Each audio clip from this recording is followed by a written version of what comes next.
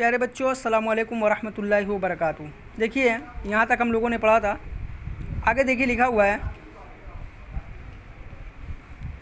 आपकी पैदाइश के चंद दिनों बाद ही ये औरतें मक्का आईं।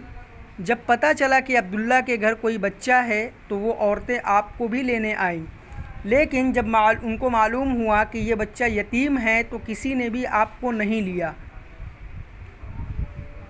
उनका ये कहना था कि जब बच्चे का बाप नहीं है तो हमें इनाम क्या मिलेगा, दादा कुछ ज़्यादा इनाम नहीं दे सकता है। हलीमा भी आपको लेने आई लेकिन वो भी वापस चली गई। इत्तेफाक से हलीमा के अलावा सब औरतों को बच्चा मिल गया, हलीमा को कोई बच्चा ना मिला और दूसरी औरतें वापस होने को तैयार हो गईं। हलीमा ने अपने शौहर से कहा कि खाली हाथ वापस जाना मुनासिब नहीं है, एक यतीम बच्चा बाकी बचा है, उसको किसी ने नहीं लिया है, अगर कहिए तो उसको ले लें। शौहर ने कहा ठीक है, उसको ले लो। इस तरह हलीमा ने आपको ले लिया। आपको लेते ही उनको बरकत का एहसास हो गया। हलीमा की पिस्तान में अब तक दूध बहुत कम था, जो उनके अपने बच्चे ही के लिए नाकाफिर था, लेकिन हलीमा ने देखा कि उनके पिस्तान में दूध भर गया है। उन्होंने अपने बच्चे को भी पिलाया और आपको भी पिलाया।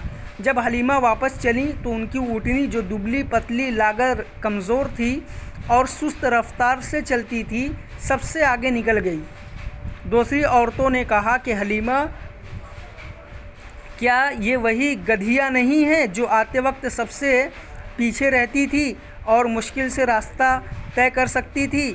हलीमा ने कहा हाँ, ये वही गधिया है, लेकिन आज तो इसका अजब हाल है। हलीमा जब घर पहुंची तो बरकत का मज़ीद ज़ुहूर हुआ। हलीमा के बकरियों के थन में भी दूध भर आया। दूसरी औरतों के जानवर शाम को जब चर कर घर वापस आते तो उनके पेट अंदर को धंसे रहते थे, लेकिन हलीमा की बकरियां खूब सैर होकर वापस आती थीं। औरतें अपने बच्चों से कहती थीं कि इन अपनी बकरियों को वहीं ले जाओ जहां हलीमा की बकरियां चरने जाती हैं। लेकिन मामला वही रहा।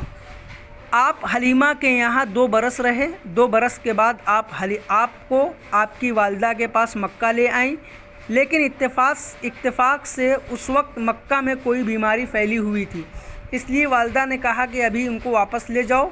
हलीमा खुशी खुशी लेकर चली गई, क्योंकि आपकी वजह से घर में जो बरकत थी वह उसे खोना नहीं चाहती थी।